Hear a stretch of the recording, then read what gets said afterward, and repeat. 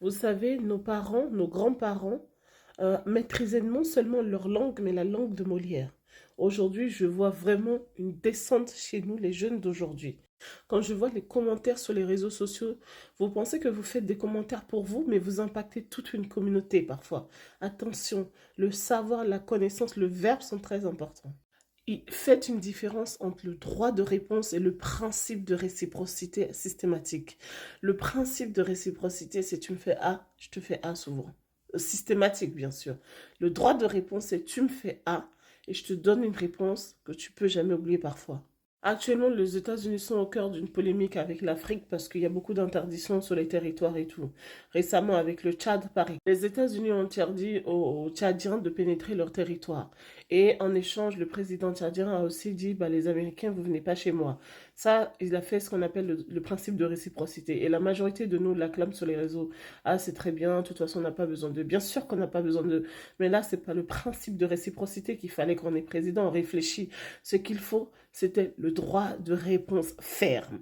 Pourquoi il ne fallait pas le principe de réciprocité? Parce que vous ne comparez pas le pouvoir d'achat d'un touriste américain à un touriste tchadien. Et quand les Américains viennent en touriste, ils viennent vraiment en touriste, sinon ils changent de visa. Alors que on sait très bien que quand nous venons souvent faire du tourisme, mais à peine sur 4 personnes qui viennent faire du tourisme, à peine un seul fait réellement du tourisme. Les 3 autres ne retournent pas. Et nous avons besoin d'argent économiquement, nous avons besoin de tout. Le secteur du tourisme africain doit être développé. Donc, sachez répondre, sachez donner des réponses fermes.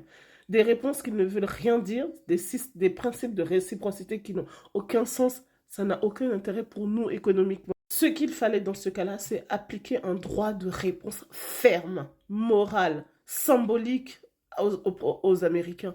Pas juste un simple principe de réciprocité qui nous rend plus guignols qu'autre chose.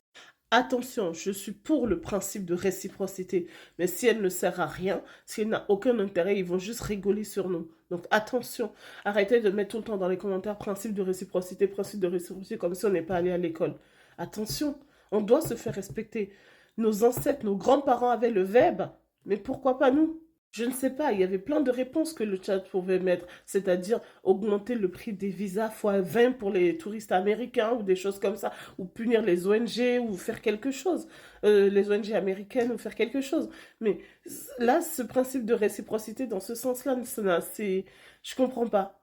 Vous voulez jamais qu'on se fasse respecter ou quoi? Bref, arrêtez d'écrire juste principe de réciprocité pour l'écrire. Elle a vraiment un sens, elle a une définition et parfois c'est pas le principe de réciprocité qu'il faut, mais un droit de réponse ferme. Mais je prône le principe de réciprocité dans certains cas.